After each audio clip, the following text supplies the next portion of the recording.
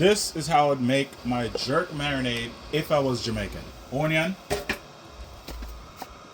thyme, whole heap of thyme, scallion, ginger, enough garlic, look more, a bag of scotch bonnet pepper, one piece of the orange skin, I saw yard man peel it, juice from the orange. I'm not put no sugar in my jerk marinade, so I use little browning. That we use and catch little color.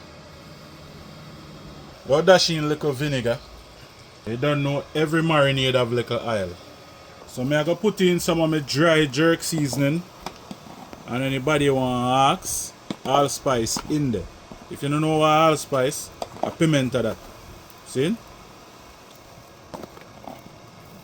But I go put in more pimento for them. See it there? That we want. I go run the blender now.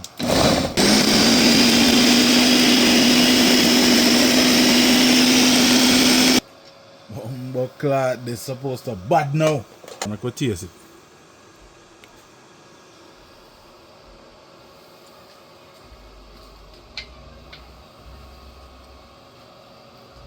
Yard man thing.